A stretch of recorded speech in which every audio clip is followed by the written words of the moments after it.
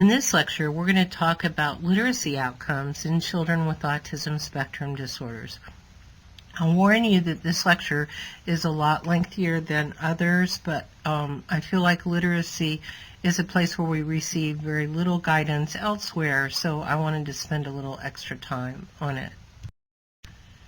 This is a quote from an adult with autism. Although I was not able to make my first total sentence till my teens, and that on a keyboard, the safe and coherent language of the written word was with me from an early age. This started as the other girls, her sisters, brought home simple reading from schools.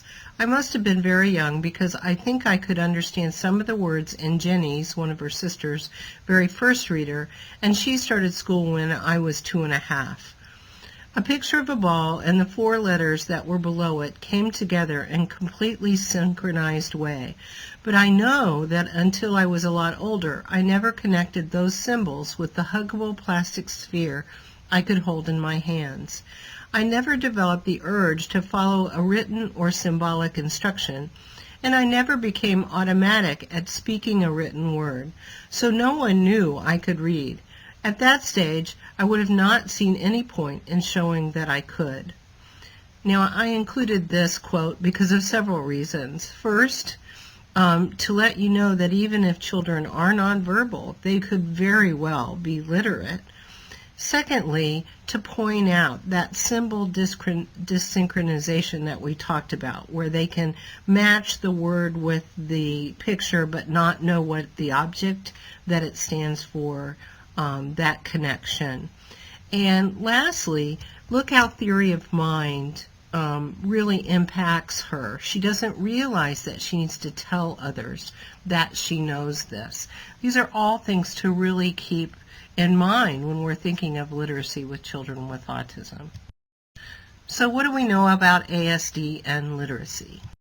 There is very few studies, but one study that has been done by Nation et al., 2006, investigated the skills of 41 children with ASD, and they gave them a word recognition subtest, non-word decoding, test reading accuracy, and text comprehension subtests.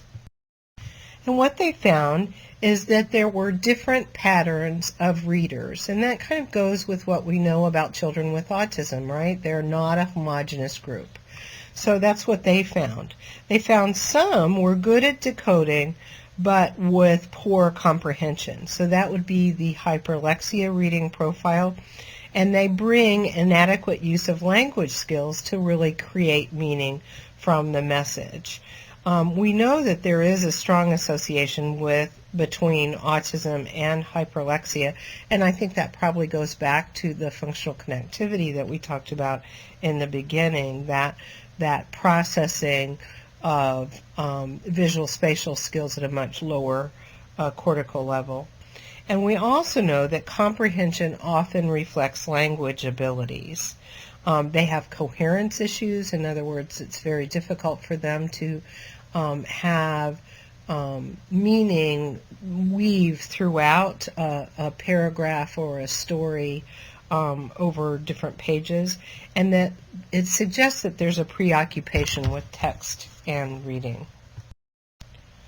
So then some were good at reading words but poor at reading non-words.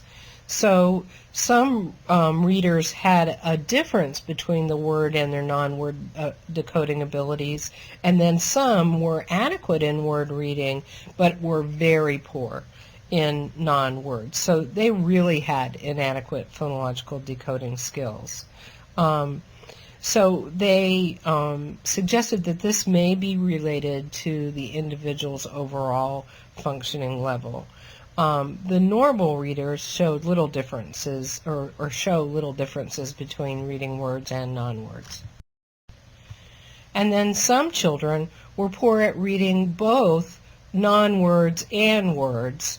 So they had non-measurable reading abilities, but some did have some letter identification. So overall, they found 4 different types of reading subtypes: those that were good at reading and good at reading comprehension, those that were poor at reading comprehension but good at decoding, then those children who were good at words but poor at non-words, and those children who were poor at non-words and words. Interesting, the aggregate was normal ranges of reading accuracy in the decoding sense, but 65% showed reading comprehension impairments, which shouldn't surprise us at all. And 1/3 of the sample showed very severe reading comprehension impairments. They also showed that reading comprehension abilities were strongly tied to their language.